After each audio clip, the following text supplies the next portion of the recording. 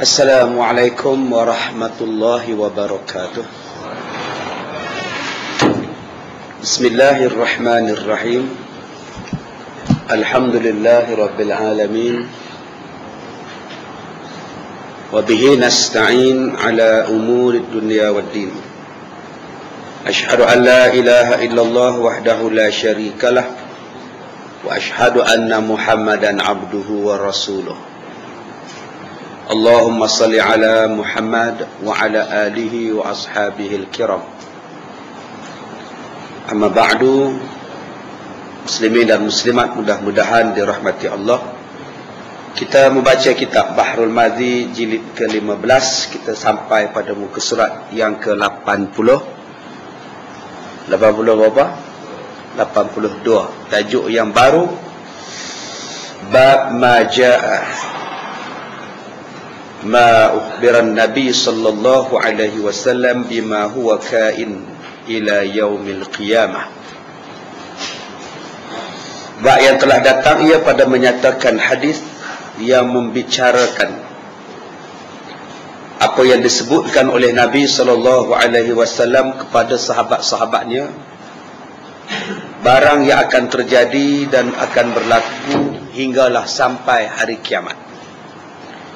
Hadis yang kita akan baca pada malam ini ialah hadis yang panjang, hadis yang menceritakan kepada kita peristiwa-peristiwa yang akan berlaku menjelang hari kiamat.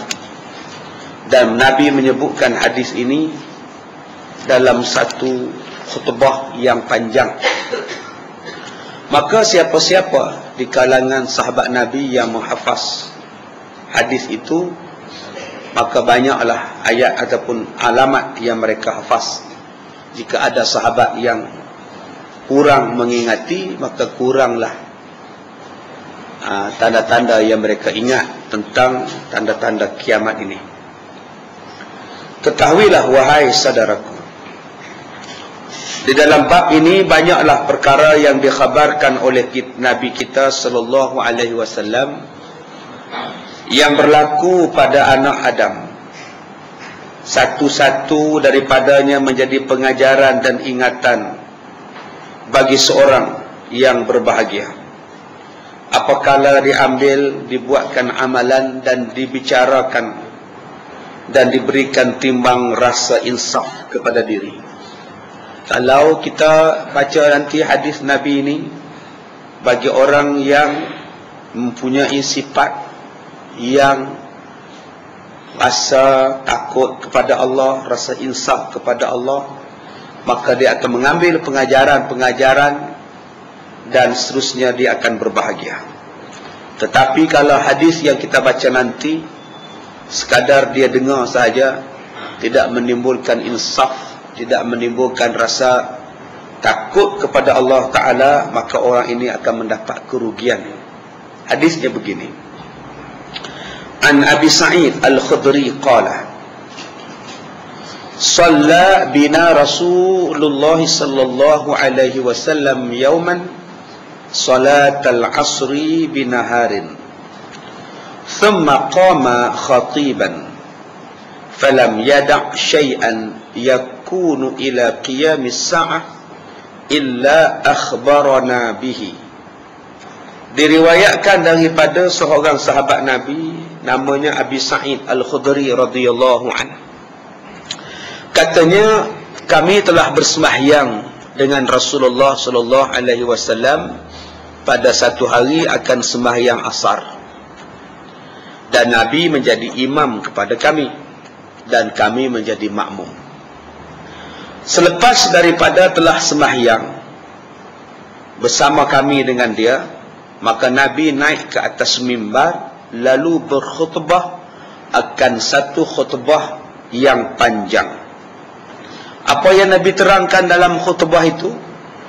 Diterangkan segala perkara yang terjadi selepas daripada wafat Nabi sehinggalah sampai kepada hari kiamat. Hadis yang kita baca ini adalah riwayat daripada Abu Sa'id Al-Khudri, seorang sahabat Nabi yang sangat banyak mengingati hadis Nabi dan di antara sahabat-sahabat kanan Rasulullah. Banyak hadis yang kita boleh baca riwayat daripada Abu Sa'id.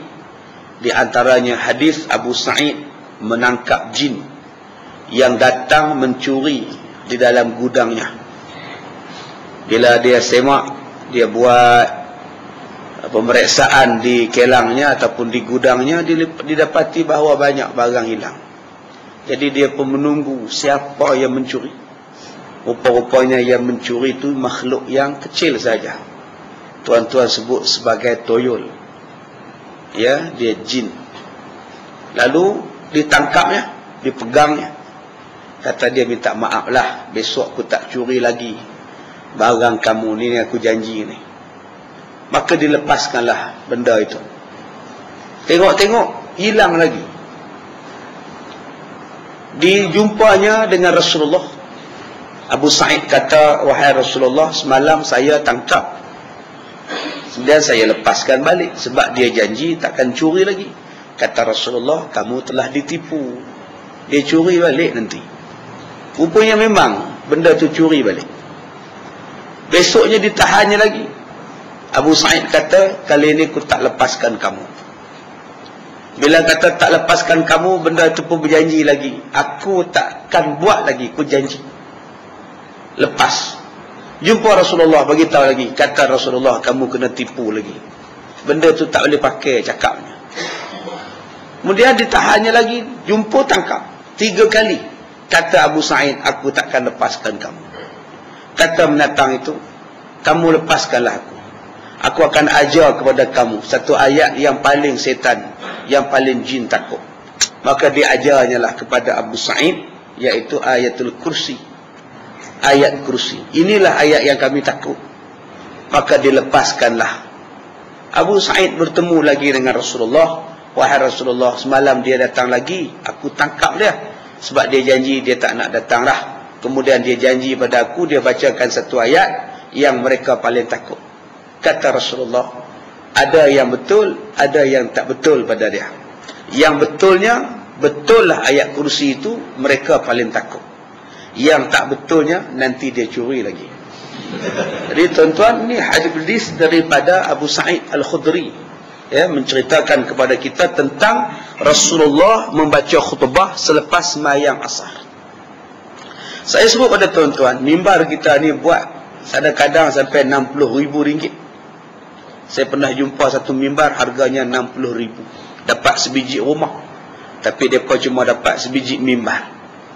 RM60,000 dipakai 4 kali Jumaat. Kalau 5 kali pun kok ada minggu ke-5. Kemudian 2 kali raya. Tak pun jumpa pakai masa semayang gerhana. Jadi dalam setahun berapa kali je pakai. Sedangkan Rasulullah kalau ceramah, dia duduk atas mimbar, cakap atas mimbar.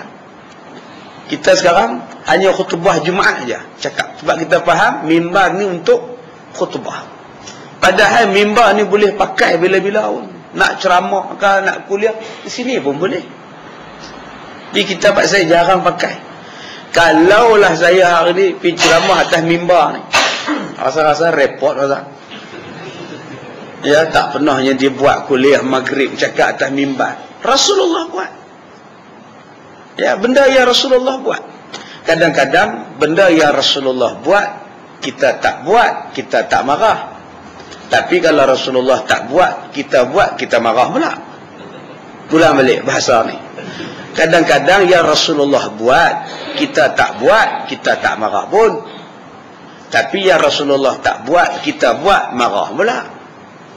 Nah, patutnya marahlah juga benda hak Nabi buat tapi tak dibuat, kena marahlah juga. Apa ni sunnah Nabi tak dibuat? Apa sunnah Nabi? Baca, bercakap, berceramah atas mimbar. Yang tu tak marah pula, padahal Nabi cakap di situ. Tapi kalau usalli buat, marah pula, alasannya pasal Nabi tak buat. Jadi tuan-tuan boleh faham tak? Sikap keterbukaan tu kena ada. Ya, kadang-kadang benda-benda kecil itu yang dipertikaikan. Masyarakat kita ni usalli pertikaikan. Tuan-tuan baca pun tak apa, tak baca pun tak apa, bukan menjejaskan semayang. Janganlah bincang, benda dah katuk. Nak buat, tak mau buat sudah. Yang kita kena bincang sekarang ini ialah perkara yang menjejaskan akidah. Yang kena cerita sekarang ni, macam tak setuju ni. Yang kita kena bincang hari ini ialah apa dia perkara yang menjejaskan akidah, yang merosakkan akidah, yang ni lagi kena jelaskan. Benda yang dah muktamad boleh buat, kalau tak mau buat pun boleh, kalau nak buat pun tak apa, tak mau buat pun tak apa. Jadi tutuplah. Yang kita kena buka dan kita kena sebar luaskan sekarang ini ialah pahaman-pahaman yang boleh menjadikan akidah rosak, yang boleh menjadikan syirik. Kita sibuk menceritakan perkara membatalkan wudu, tapi tidak sibuk menceritakan perkara yang membatalkan akidah, yang boleh jadi murtad, yang boleh jadi syirik. Masyarakat tak tahu. Masyarakat nak tahu apa benda yang dikatakan menjejaskan akidah itu. Baik tuan-tuan, jadi kita tengok di sini Nabi Muhammad membaca khutbah selepas sembahyang asar. Lama khutbahnya, panjang khutbahnya, sampai ke maghrib, hampir-hampir maghrib baru berhenti. Kata Abu Sa'id, apa yang dia terangkan? Nabi menerangkan benda yang akan berlaku sampai hari kiamat. Selepas baginda wafat sampai kiamat, Nabi cerita apa-apa benda yang akan berlaku. Semuanya dikhabar dan diterangkan oleh baginda.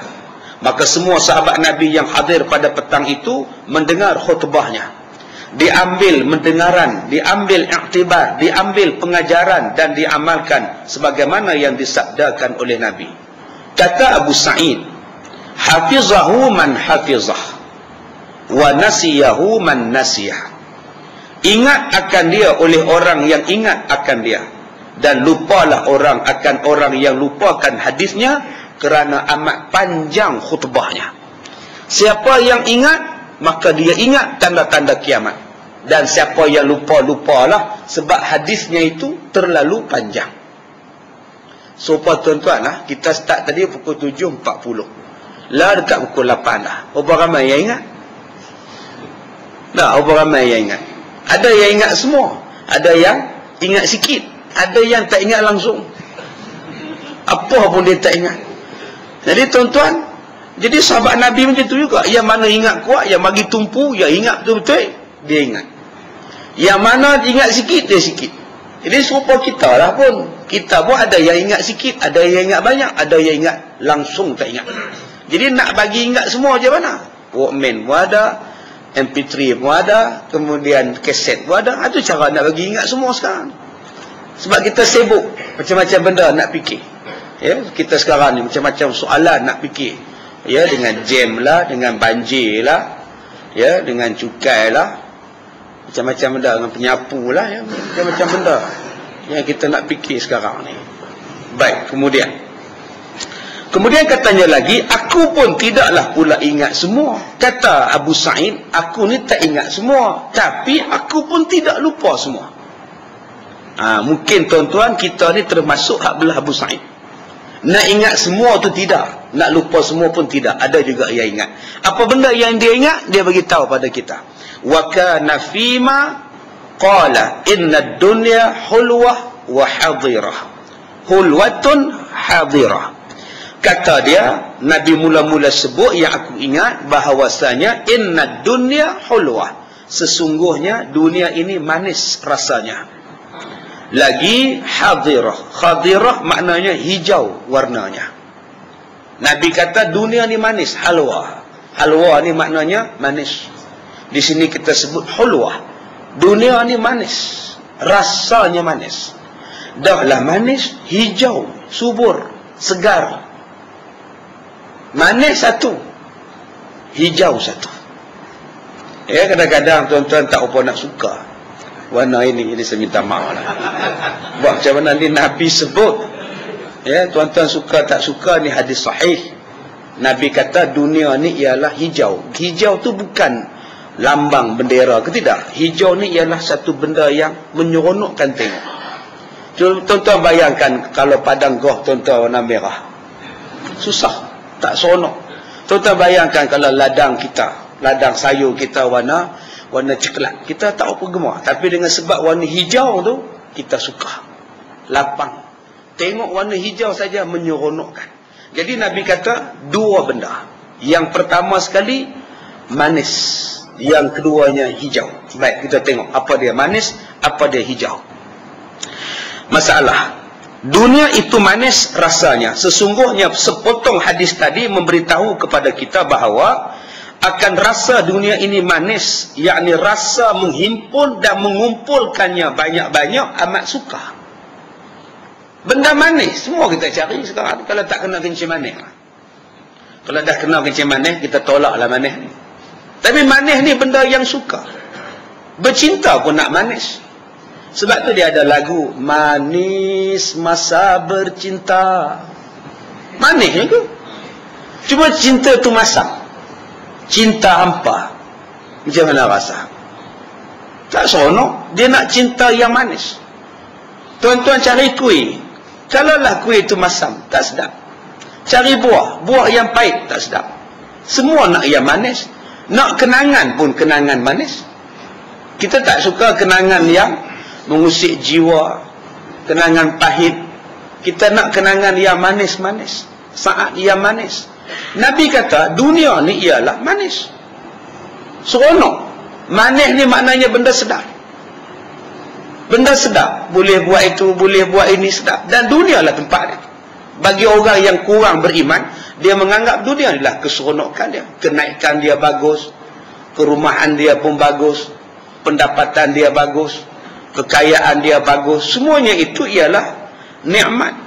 Tambah-tambah katanya di dalam bab menghimpunkan harta dan mengumpul-ngumpulkan harta. Kemanisan itu akan seronok. Dan kemanisan inilah yang tidak puas-puas. Cuba tengok semut. Walaupun manis itu sedap dan dia tahu dia akan mati dengan sebab manis, dia tetap mencari kemanisan. Mana ada semut fed up dengan gula? Dia cari jalan juga. Macam mana aku nak impun, aku nak masuk ambil gula. Walaupun dia tahu kalau dia makan lebih dos, dia akan mati. Tapi tetap dia bagi buat. Pasal apa? Pasal sedap. Semua kita tengok pada kehidupan kita. Mana manusia pernah rasa puas dengan dunia? Ada dia rasa puas tak? Tanya pada pelakon, sampai bila awak akan berlakon?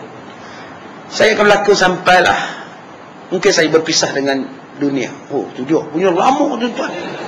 Nak berpisah dengan dunia baru berhenti berlakon. Sakit-sakit pun, dah botak kepala pun nak berlakon juga. Pasal apa? Pasal seronok. Pasal seronok. Patut-patut kita dah botak pun semua ni cari jalan lah nak bincang tengok taubat pada Allah ke apa ke. Dah dia nak juga. Pasal apa? Pasal seronok. Glamour. Cuba tengok tuan-tuan jadi penyanyi, seronok. Cari jalan, orang berimpun-impun pakat nak jadi penyanyi. Sebab apa? Pasal seronok. Seronok cari duit. Seronok tuan-tuan. Asal kerja dapat duit. Tak kerja, duduk saja pun dapat duit. Seronok.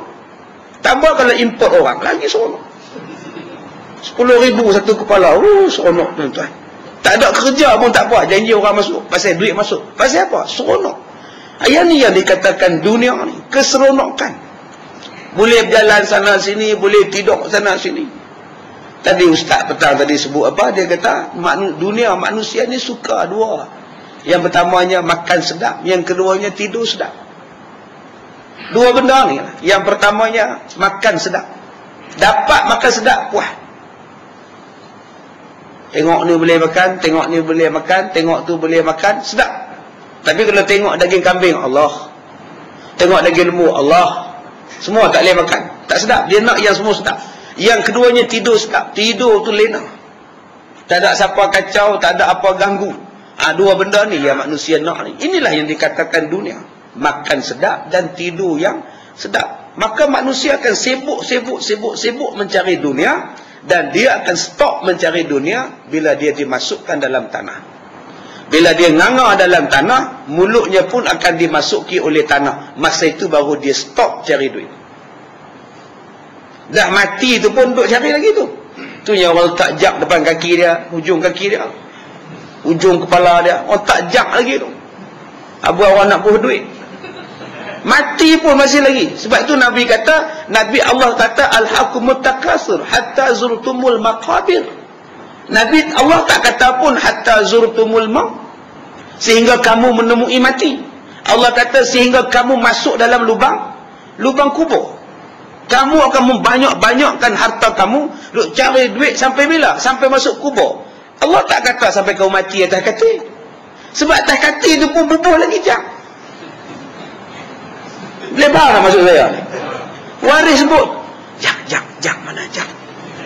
Mangkuk mana mangkuk? Nak buat apa? Orang nak sedekah. Sebab tu Allah tak sebut macam itu. Kalau lah Allah kata sampai mati atas katil, tak sesuai lah, sebab orang bagi duit lagi. Tapi bila dah masuk di dalam kubur, orang tak bagi duit lah, cukup lah. Orang pun tak letak lah jak di dalam kubur. Orang pun tak letak dah mangkuk di atas kubur, dah lah. Yang orang bagi ialah duit pada orang yang baca talqin. Tengah baca doa amin, dapat duit. Daripada mana dapat duit? Ya, setengah-setengah tempat kita doa tu dia bagi duit lagi. Di Kuala Lumpur ni saya tak tahu lah. Tapi tempat saya belah-belah kampung tu ada lagi. Dia bawa duit dalam beg plastik. Jadi bila tu imam baca doa, dia jalan buh duit. Kadang-kadang dia tanya lagi, siapa tak dapat lagi? Siapa? Yang tu imam dah baca doa tu dia. Ada yang kat tangan, sini. Jadi Allah yang ni pun ada juga. Sampai atas kubur pun dia cari duit lagi. Tapi bukan si mati tu. Hak orang datang ziarah. Baik. Kemudian kata dia lagi, manusia tiada kenyang dan tiada lugu daripadanya. Lugu ni makna jemu, bahasa parit, bahasa orang lama. Lugu. Mana ada jemu cari duit? Dah sakit atas katil pun tak jemu. Sakit atas katil kita ziarah dia. Sakit macam mana tu haji? Tak boleh makan apa, tak boleh dah. Kita bagi duit dekat dia, dia ambil juga. Buat dalam poket. Kalau baju hospital tu ada poket, kalau tak ada dia bawa bantai. Ambil juga. Cuba tuan bagi benda lain, tak mau dia. Dia ambil. Pasal apa? Dia tak pernah lugu. Dan memang kita kena bagi pun, tolong dia orang sakit. Tak salah dia ambil pun. Dan memang betul kita bagi pun. Dengan bil hospital dia, dengan bil anak dia, dengan dia nak kena tanggung tu, nak bayar tu, dia sakit pula. Elok sangatlah kita pergi bagi duit pada dia, sedekah pada dia. Ni yang pergi pula pergi ziarah di hospital, pergi makan buah dia.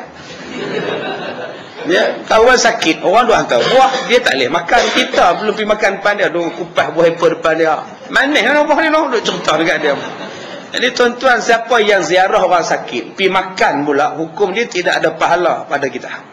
Kalau kita pergi ziarah orang sakit dan makan di hadapan orang sakit, sama ada makanan tu kita bawa ataupun makanan tu isteri dia hidang pada kita, dua-dua tu bila kita buat tidak ada pahala ziarah ni.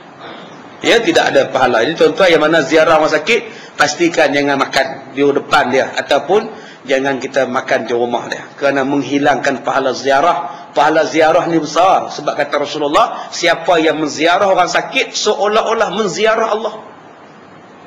Siapa yang ziarah orang sakit seolah-olah menziarah Allah? Pasal apa? Kerana orang yang sakit kalau dia sabar, Allah bersama dengan dia. Jadi bila kita ziarah dia, seolah-olah kita pergi tengok, pergi ziarah Allah. Pasal Allah bersama dengan orang sakit. Jadi kalau tuan-tuan tak mau ziarah orang sakit, tuan-tuan tak mau ziarah Allah. Lepas tu kita ambil iktibar daripada menziarah orang sakit. Tapi bagi saya ni tuan-tuan, saya ceramah ni taklah lama. Kira-kira 16 tahun. Ya, baru 16 tahun lah saya duduk dakwah ceramah ni. Jadi saya mendapati bahawa orang kita ni dia kadang-kadang pahala dia tak mau. Dia kurang mau pahala. Dia tak apa gelut, tak apa galak, kata orang Perak, tak apa galak nak dapat. Nak rebut pahala tak. Dia yang galaknya rebut reta. Nak dapatkan pahala tu tak ada galak. Galak ni dalam bahasa tuan-tuan tak ada sungguh. Kalau orang Batu Kurau, galak ni maknanya gedi. Ya, gedi. Gedi santai. Itu galak. Gedi tu nama dia galak. Tapi orang Parit, orang Bota kata galak ni maknanya ialah tak ada sungguh. Bahasanya. Ini perbezaan bahasa. Orang Perak kata kalau rewang tu, minah rewang, naik motosikal, petang-petang ronda tu nama dia rewang. Di Johor pula rewang tu kenuri. Ada perbezaan bahasa. Tu yang jadi bergaduh tu pasal tak faham bahasa. Baik tuan-tuan, orang kita ni tak apa bersungguh nak dapat pahala. Patutnya pahala ni kena rebut. Banyakkan pahala. Tapi saya duduk ceramah dah tuan-tuan berbelah-belah tahun. Daripada rambut saya banyak sampai rambut saya tak ada. Ya, sampai kurang dah rambut saya sekarang ni. Duk fikir masalah orang. Nak kena cari Yunam juga. Pakar rawatan rambut anda. Rambut anda gugur, dapatkan Yunam. Jadi saya pun nak cari Yunam juga. Saya perhatikan bahawa orang kita ni kurang mau pahala pasal apa? Contoh saya buat surau. Kalau di negara Arab, besar kita ni nama dia masjid. Ni, besar surau kita ni. Nama masjid. Malah kalau kecil daripada surau kita ni pun, separuh je besarnya pun masjid. Sebab nak dapat pahala tahiyat, pahala i'tiqaf, pahala berganda-ganda masuk masjid, rumah Allah. Tetapi di Malaysia lain. Besar macam mana pun kalau dia surau, surau lah dia. Jangan buat masjid banyak-banyak. Buat surau tak apa. Cubalah semua surau dibagi nama masjid. Tuan-tuan dapat pahala tahiyat dah sekarang. Tapi kita tak boleh. Tak boleh buat surau. Nanti buat masjid. Nanti buat masjid kan. Siapa nak sembahyang Jumaat masjid nak? Dia kira sembahyang Jumaat. Masjid yang besar pula bantah. Kalau surau naik tarap jadi masjid. Pasal apa? Nanti orang tak masuk tabung Jumaat. Dia kira tabung Jumaat. Lantaklah tuan-tuan. Buatlah sembahyang mana pun. Yang pentingnya nama tu penting. Cuma tuan-tuan tengok kuih Hindu. Sepanjang jalan berlambak-lambak kuih Hindu. Ada dia bubuh surau. Untuk yang kecil-kecil. Ataupun dia bubuh besar je kuil. Yang semi kuil dia bubuh apa? Tetap dia bubuh kuil. Orang kita je, ini surau. Akhirnya pahala kita kurang. Dengan sebab itu. Ada yang contohnya. Yang keduanya ialah menziarah orang sakit. Cuba kita tengok sekarang ziarah orang sakit. Kita memilih-milih menziarah orang sakit.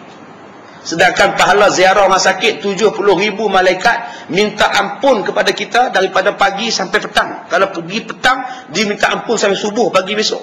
70,000 malaikat minta ampun pada kita. Pahala ziarah orang sakit. Baca pula pada orang sakit, Allahumma Rabban nas muzhibal ba' ishfi anti wala syafa'an ila anta. Baca pula doa tu, ambil sunnah Rasulullah. Dapat pahala besar. Tapi hari ni orang tak mau ziarah. Sebab bukan geng. Dengar ceritanya haji tu sakit. Kamu tak tengok ke? Ish, lantok dia. Padan muka dia. Kamu tak pergi tengok dia? Dia bukan geng aku. Sekarang nak ziarah pun tengok geng. Dia belah mana? Belah kita, kita pergi. Bukan belah kita. Oh, tidak. Akhirnya kita dah kurang pahala. Lantaklah dia belah mana pun. Dia belah mana pun, dia warna apa pun, pergilah. Islam suruh pergi. Tapi sekarang tidak. Memilih warna. Kenapa tak pergi? Dia bukan belah kita. Dia belah sana. Siapa yang suruh, tuan-tuan, yang buat macam itu? Di mana letaknya kepentingan agama pada kita? Dengan sebab kita memikirkan geng. Yang geng, kita pergi. Yang tak geng, kita tak pergi. Ini yang dipanggil sebagai budaya kegengan. Ya, jadi budaya kegengan ni kadang-kadang dia boleh membawa kepada budaya kebangangan.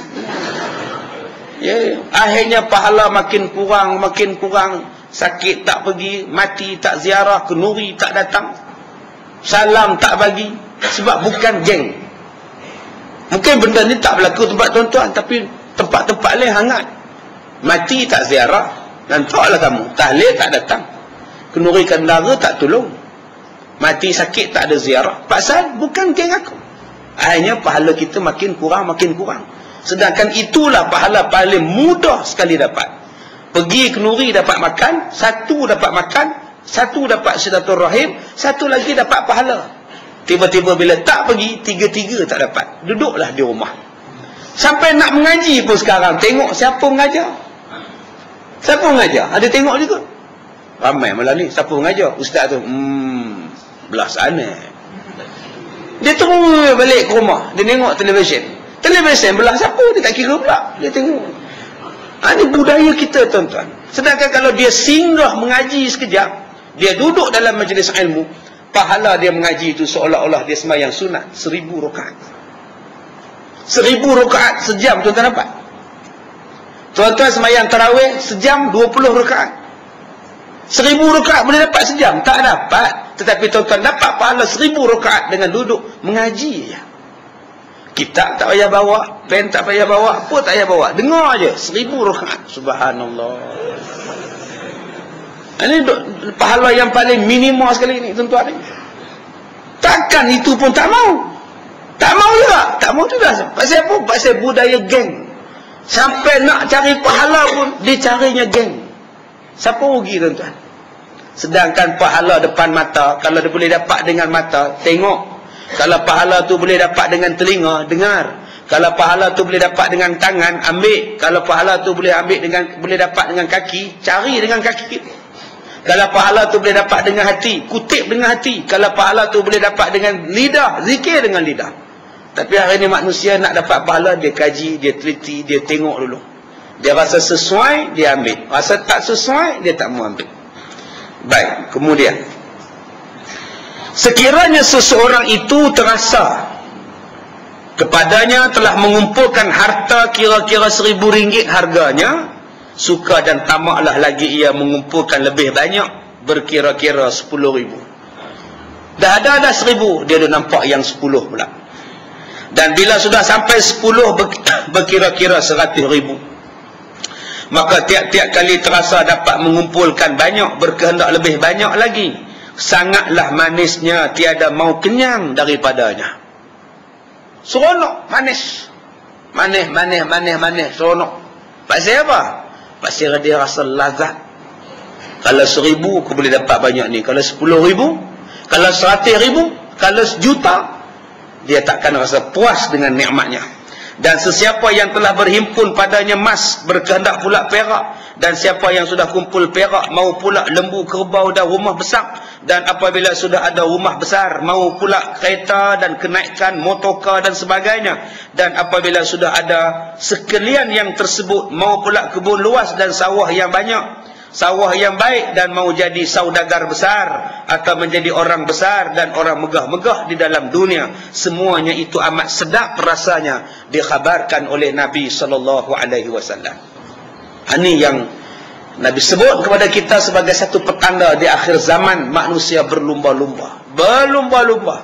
Kalau belum dapat Datuk, dia carinya Datuk. Kalau dah Datuk, nak Datuk Seri pula. Lepas Datuk Seri, dia cari Tan Seri pula. Tak puas dengan jawatan yang dia dapat. Kalau ada rumah sebuah, dia nak yang kedua, nak yang ketiga, nak yang keempat. Semuanya dia nak. Sebab seronok. Kepuasan yang tiada tara di dunia. Kalau nak cari kepuasan ni tuan-tuan, memang tak puas. Mana ada manusia pernah rasa puas? Makan nasi ada rasa puas. Minum air ada rasa puas.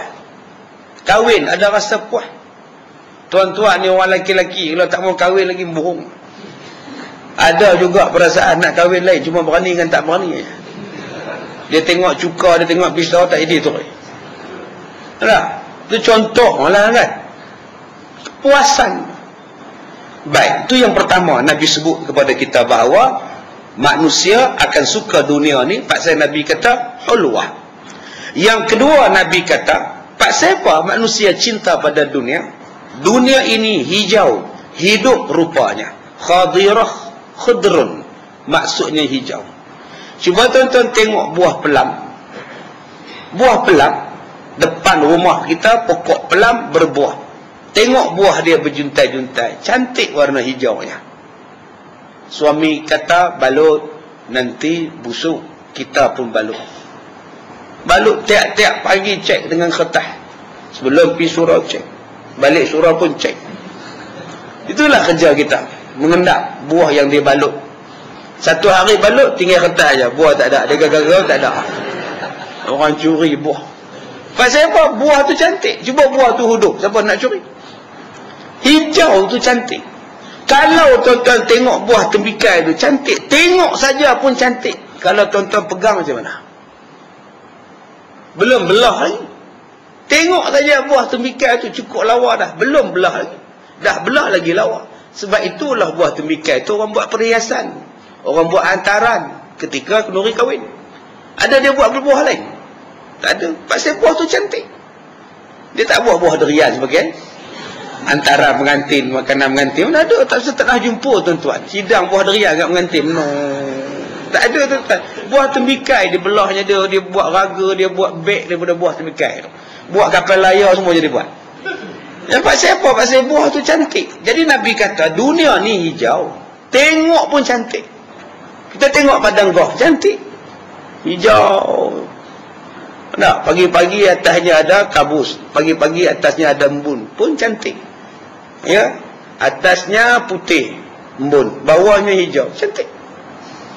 Itu padang goh lah. Dunia ni tengok saja pun cantik dah, hijau. Cuba kita bayangkan, Nabi kata tengok saja pun cantik, tengok saja pun seronok. Kalau boleh makan apa rasa? Kalau tengok buah pelam tu pun terliuk lah. Kalau lah dapat makan buah dia apa rasa? Ambil sebuah pelam, sebiji buah pelam, ambil pisau, tuan-tuan buka. Ni saya cerita ni, tuan-tuan boleh bayang ni. Ambil buah pelam muda tu, hijau tu, tuan kupas kulit dia bunyi syam. Rasa tak ni? Ni. Nak kena cari lagi ni. Baru rasa, baru saya cerita ya, kupas buah pelam tu syam, potong pula, pergi cicah pula, asam pula, Allah. Macam itulah dunia. Tengok saja pun seronok kalau dapat macam. Tengok orang rumah besar. Tengok rumah besar. Lengkap kolam renang, kot tenis, ya, padang bola, dewan. Rumah dia macam Hindustan punya tangga. Masuk ruang tamu rumah dia macam Hindustan punya tangga. Naik pusing dua pula. Cerita Hindustan. Tengok tu pun. Tengok pun dah seronok. Kalau lah dapat aku masuk, kalau lah rumah aku macam ini. Nampak tak? Tuan-tuan tengok kereta besar-besar. Tayar saja tu dia besar dah. Beribu punya tayar. Belum naik lagi. Kalau lah boleh naik. Kita tu naik kereta kancil. Sebelah kereta kita tu berjuta kereta dah. Kita tengok atas bawah, kita tengok. Kita kata dalam hati, tayar dia sama mahal kata aku. Tengok dia pun dah seronok. Kalau lah boleh naik, apa rasa? Seronok lah. Itu yang kata seronoknya dunia ni. Tengok saja pun seronok. Tuan-tuan tengok isteri orang lawa. Pergi kenduri kahwin, tengok isteri dia. Ya Allah, lawanya. Tengok pun lawa. Kalau lah aku dapat. Silap kemarin tak jumpa. Lah dah beranak 4-5 baru jumpa. Silap betul dah. Pasal apa? Pasal dia tengok isteri orang lawa. Tengok pun suka. Kalau lah dia dapat, apa macam? Tengok handphone ni harga 2-3 ribu. Orang duk main, tek depan dia. Kita perhatilah. Kemudian hak kita pula bunyi. Tengok dia punya, hak kita punya bunyi. Tak angkat tu. Pasal apa? Pasal malu lah kita punya ni. Hak zaman bila punya tuan-tuan. Kita ingat batal lah pokok dia. Rupanya handphone tu dia buat keluar besar ni tuan-tuan. Macam orang tabib pakai urut tradisional dalam surat khabar. Tuan-tuan tengok tak no? Tabib apa-apa dalam paper dulu ni. Dia punya besar patah dia pun. Orang tak pakai, dia pakai. Dia gamak tak angkat. Pasal apa? Dia tengok hak 2-3 ribu ni. Dalam hati dia kata apa? Kalaulah aku dapat. Kalaulah aku dapat. Ini contoh. Dia tengok motor besar tu. Semua konvoi, semua motor besar. Kalaulah aku boleh masuk sekali. Dia tengok saja pun suka. Inilah yang kata dunia. Tengok saja pun seronok. Dia teringin. Dunia ni jadi macam itu. Tengok baju orang pun teringin. Orang perempuan tengok tudung orang pun dia teringin. Dia tak malu pergi tanya, beli kat mana? Dia tanya tuan-tuan. Tengok tudung labu ni banyak. Ni, labu ci, labu punduk, labu ayak ni banyak. Jadi orang perempuan ni tengok pun berkenan. Dia tak malu pergi tanya, beli kat mana? Tempah ke, buat sendiri ke beli? Pasal apa? Pasal dia seronok. Dia bayang, kalau lah aku boleh pakai. Macam dulu Wan Cik Daud baca berita dulu tengok. Wan Cik Daud baca berita zaman-zaman 80-an. Kan dia warta pembaca berita yang pertama pakai tudung kan Wan Cik Daud. Mula-mula menikah dengan M. Rajuli dulu ni. Kan dia pakai tudung jenis gelinting macam lah karipak buat ni.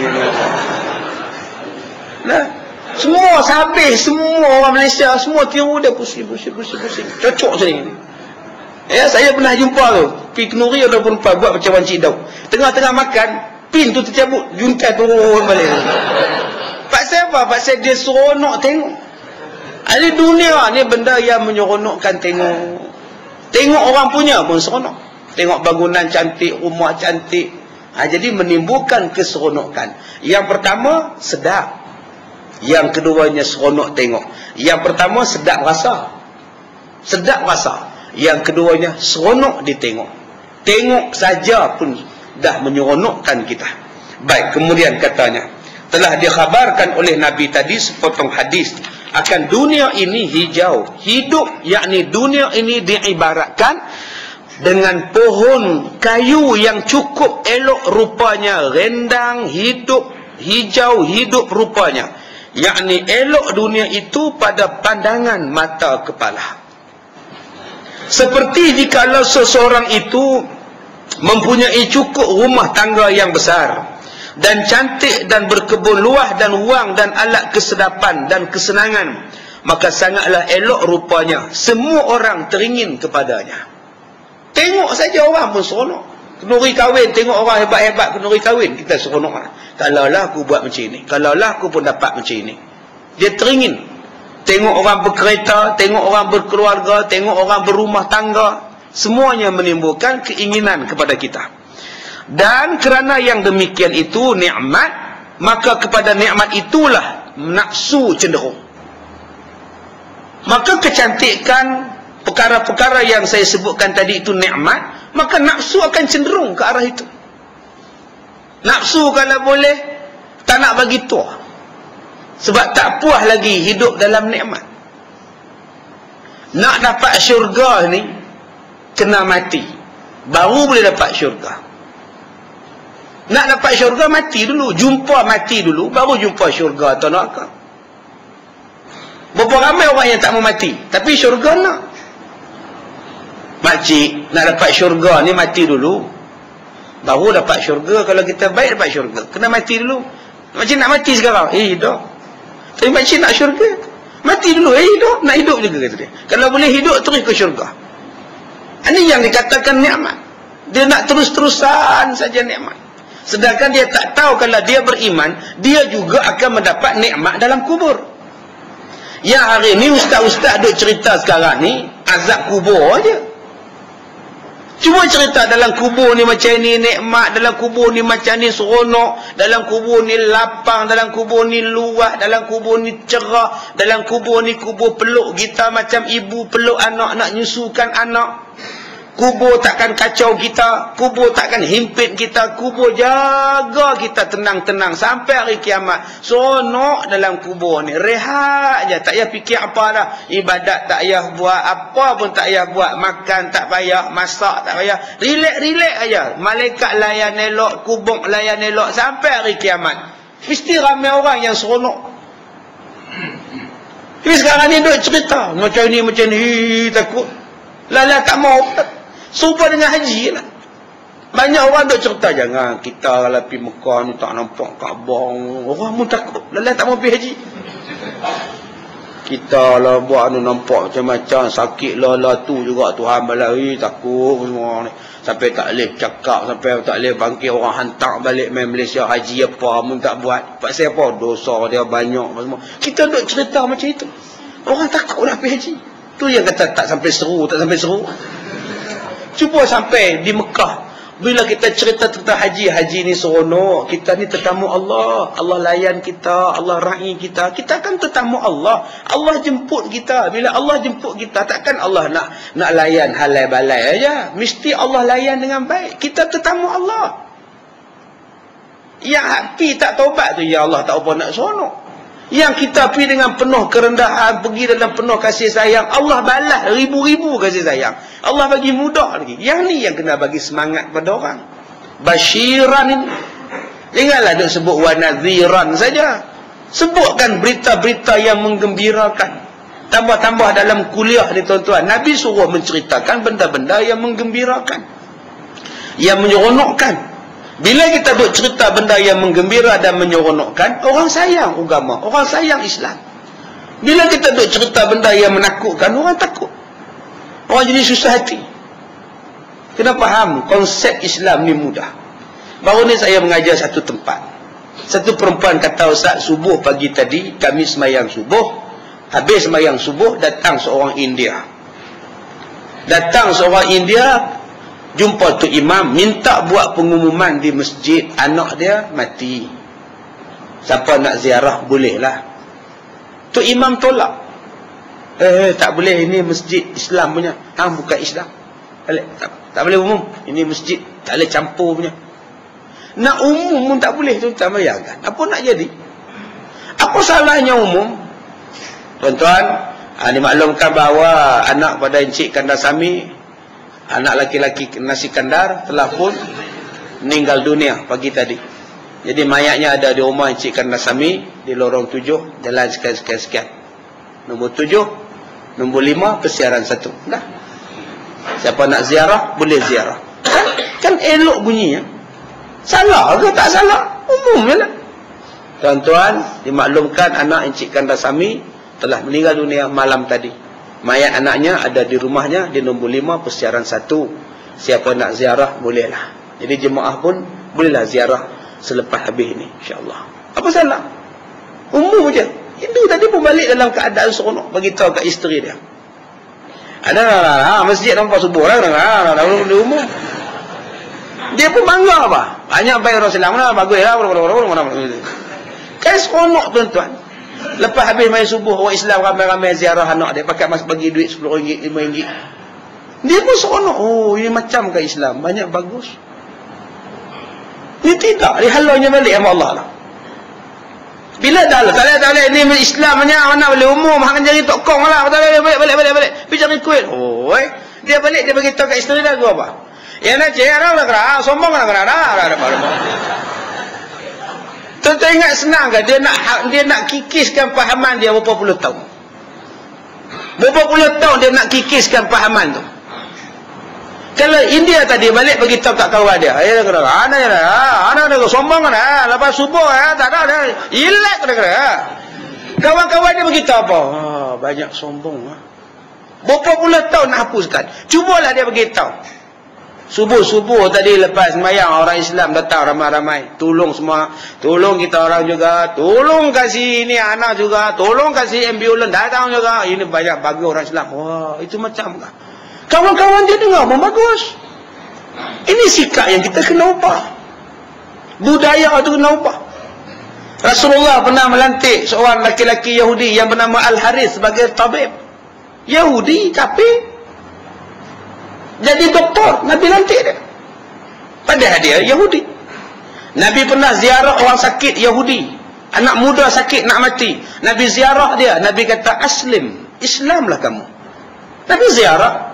Nabi tengah mengajar. Tengah-tengah mengajar. Datang seorang Yahudi. Sambil cekak pinggang. Melaungkan suara depan Rasulullah dengan sahabat-sahabat. Muhammad, kamu cakap pandai. Hutang bila nak bayar? Tuan-tuan. Kalau saya tengah bercakap ni, datang satu hamba Allah. Buka pintu, cekak pinggang.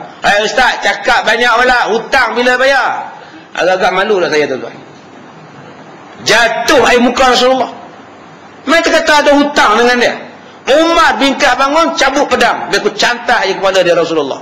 Kata Rasulullah, sabar Umar. Memang aku ada hutang dengan dia. Sarung balik pedang Umar. Memang aku ada hutang, biarlah dia. Dia tuntut hak dia. Kata Rasulullah pada Yahudi tadi, bukankah aku janji dengan kamu nak bayar bulan depan? Yang kamu minta bulan ni kenapa? Mana nak ada duit?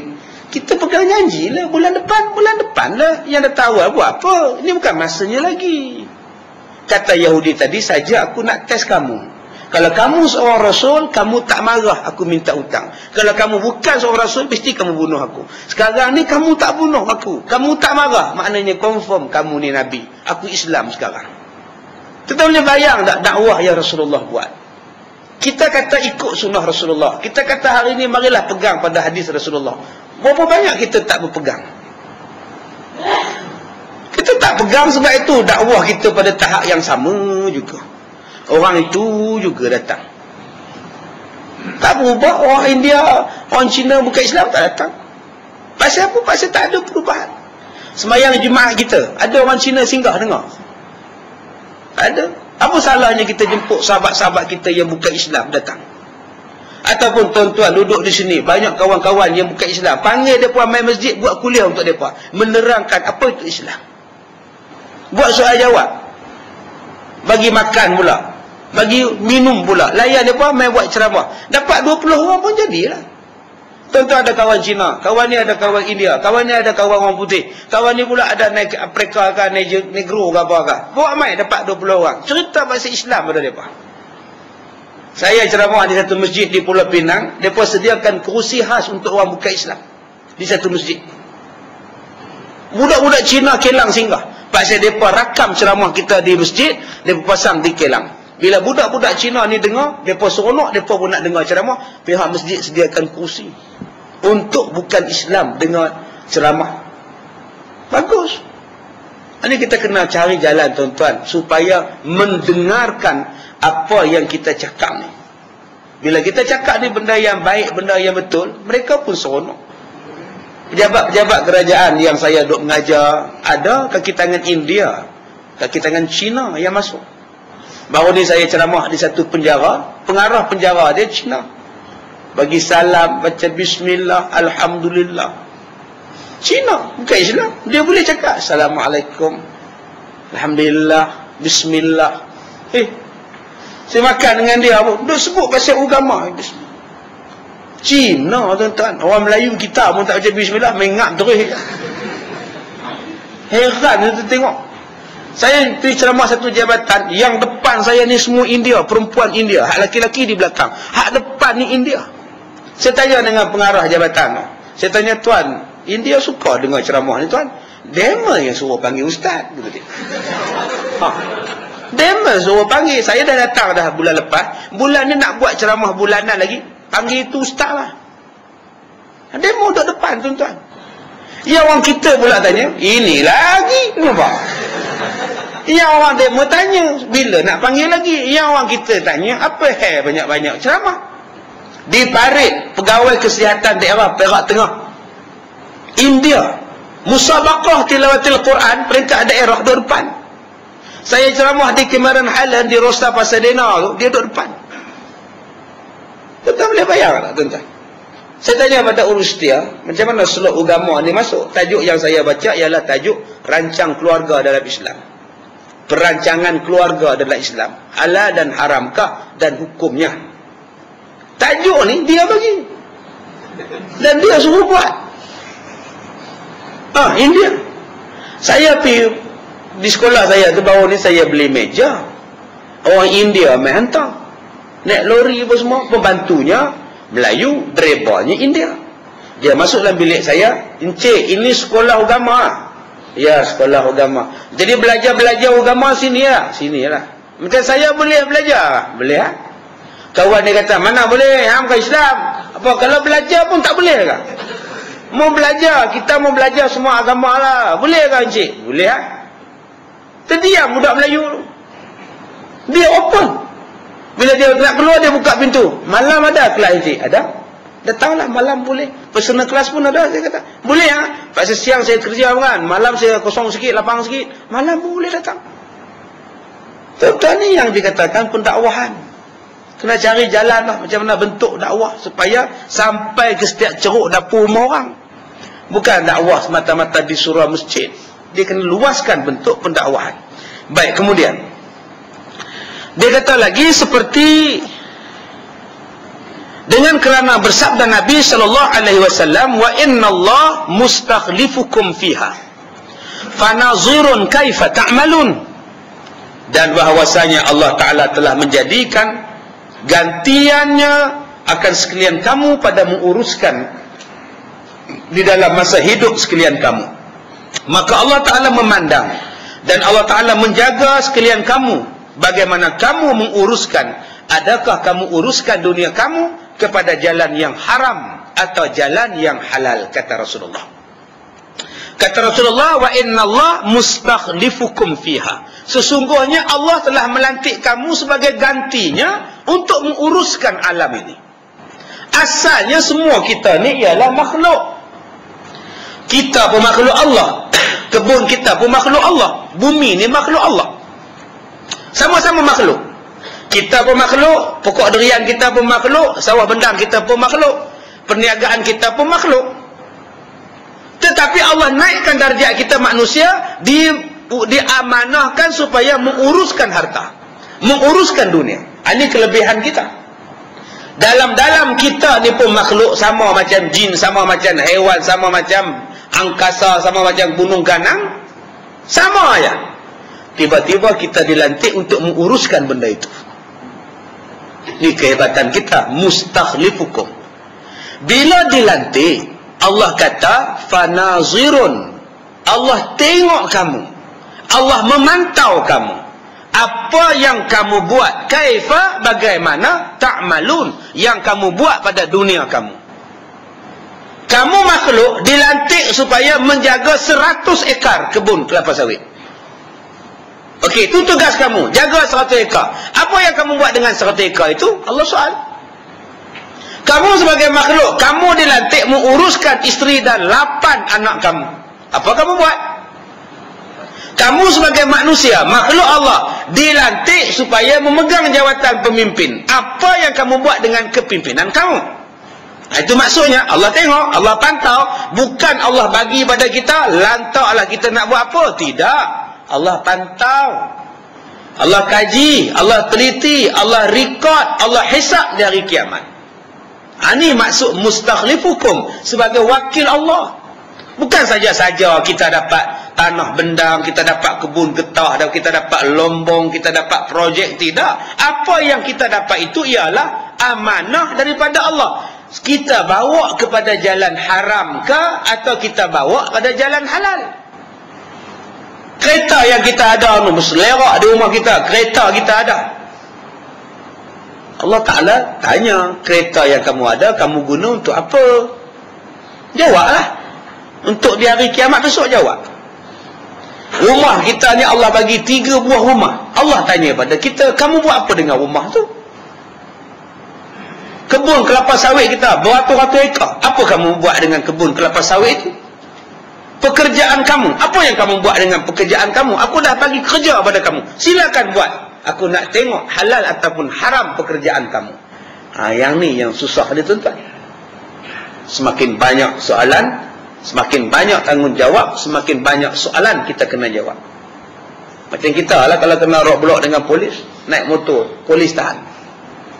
Banyak soal.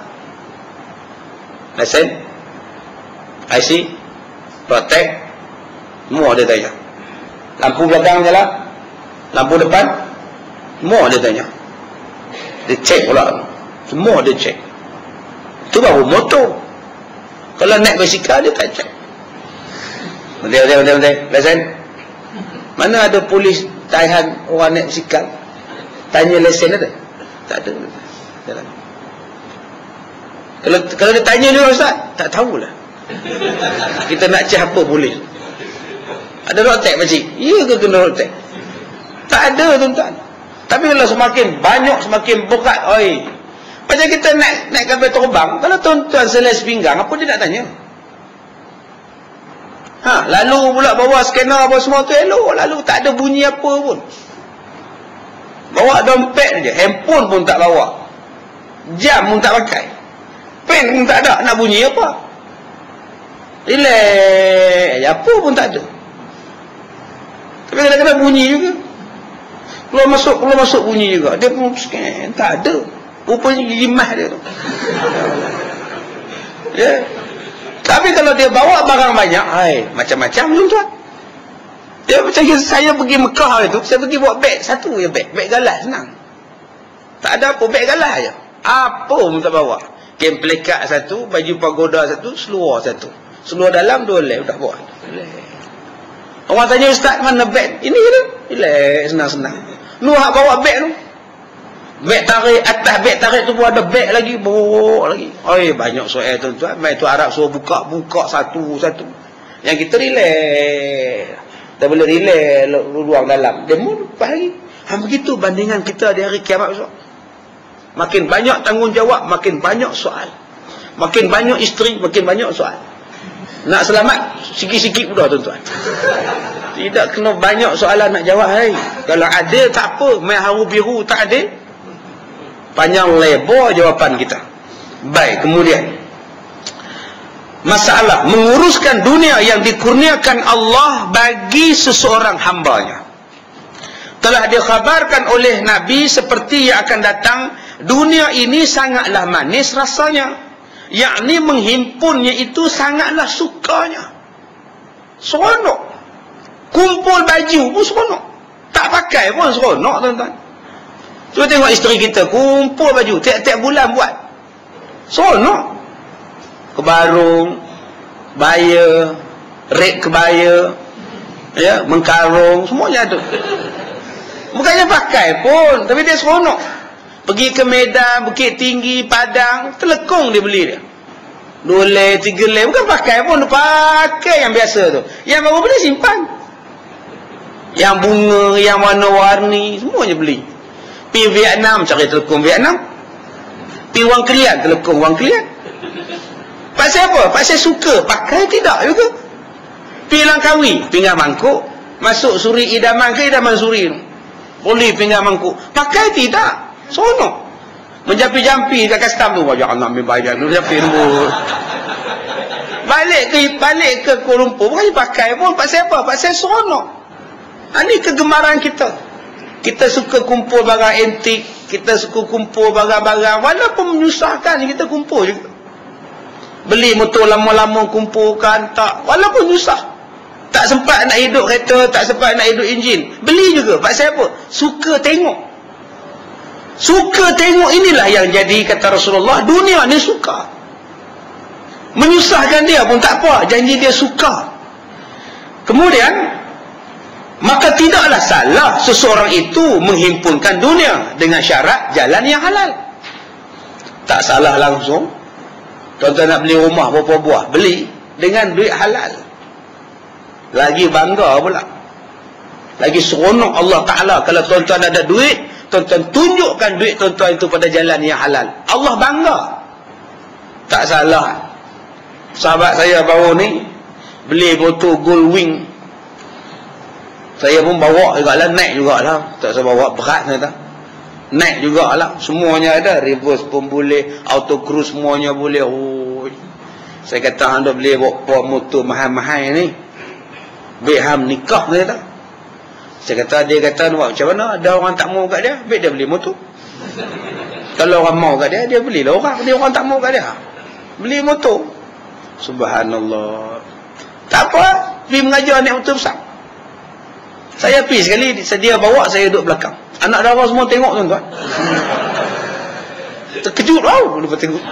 Atau dia pakai serban, duduk orang. Tak apalah, tuan-tuan. Dah ada duit, buat je lah. Allah suka nikmat yang Allah Ta'ala bagi, tuan-tuan tunjuk.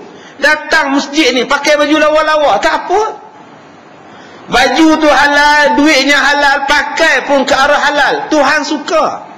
Khuzu zinatakum 'inda kulli masjid. Pakai lawa-lawa, tak apa. Tuan-tuan datang sini pakai kot, pakai tie, tak apa. Tak salah langsung. Tambah ekor sejuk macam ni pula. Lagi perlukan benda itu. Dia tidak simpan kot harga 4-500. Bila nak pakai, bila mesyuarat. Pakailah semayang. Cuba semayang subuh, besok pagi pakai. Allah.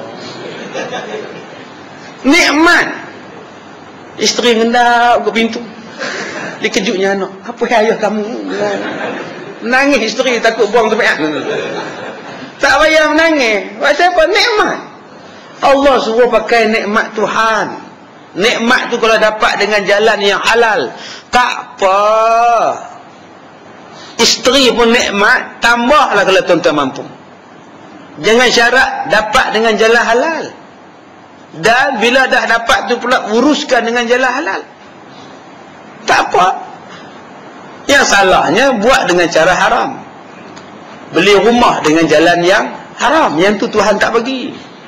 Uruskan rumah pula dengan jalan yang haram. Yang tu tak mau. Duit dengan rasuah berjuta-juta.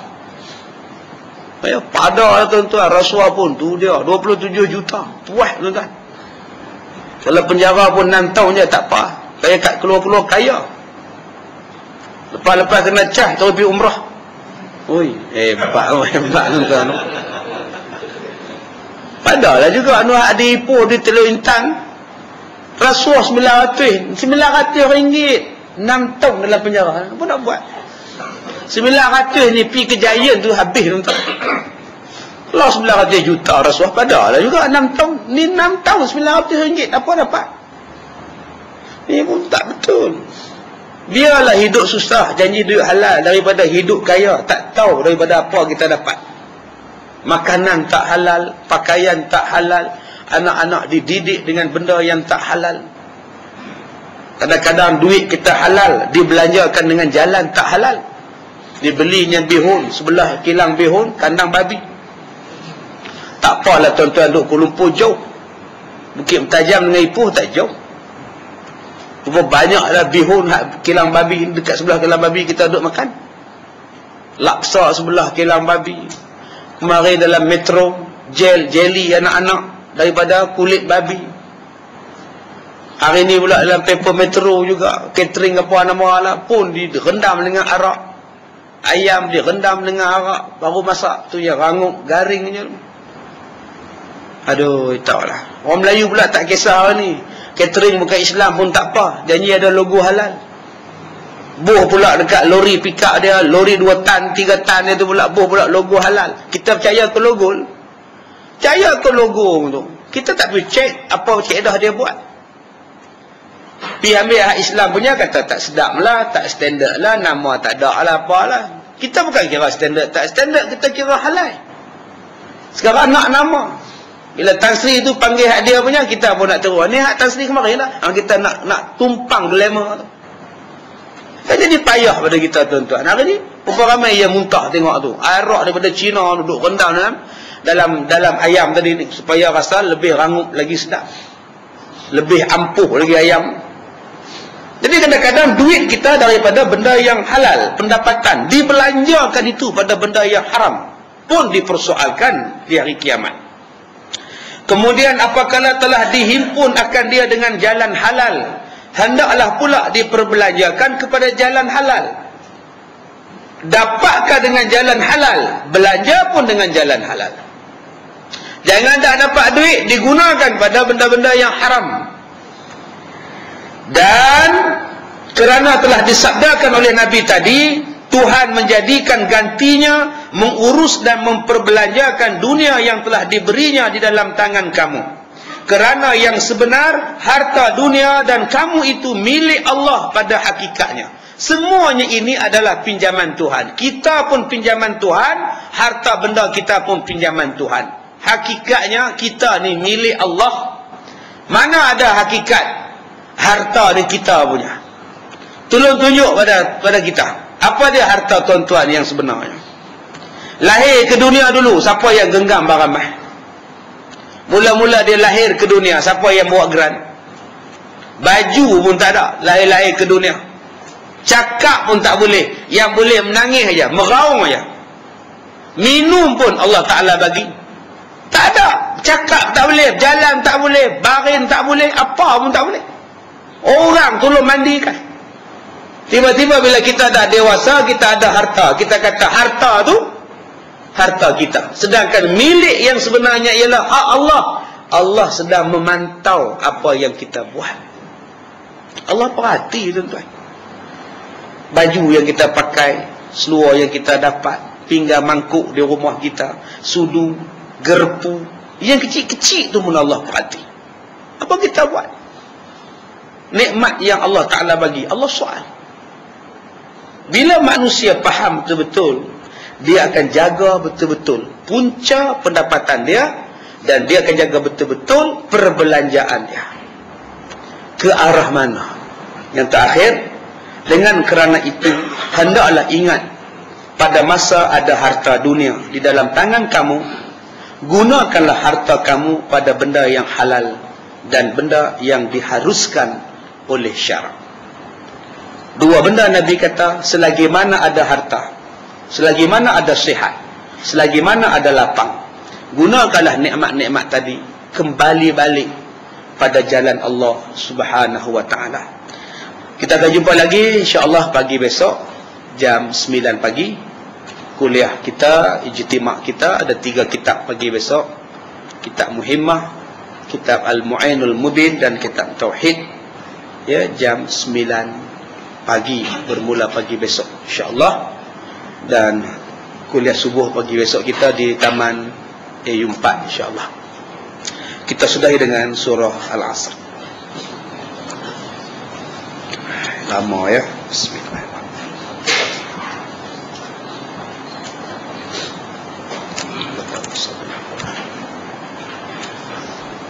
Bismillahirrahmanirrahim.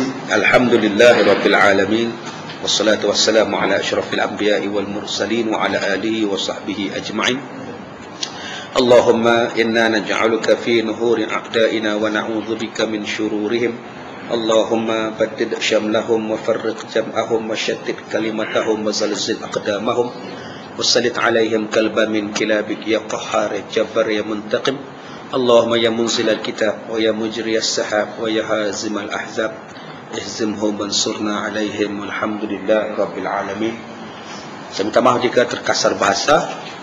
Tuan-tuan yang dirahmati Allah, banyak yang telefon saya minta saya buatkan ataupun bawakan lagi air Syafi 30 juzuk yang dibacakan dengan ayat-ayat suci Al-Quran dan doa-doa. Tuan-tuan boleh ambil di bawah. Dan pembelian air ini sumbangan untuk sekolah saya di Ipoh. Ya, sekian wabillahi taufiq wal hidayah. Assalamualaikum warahmatullahi wabarakatuh.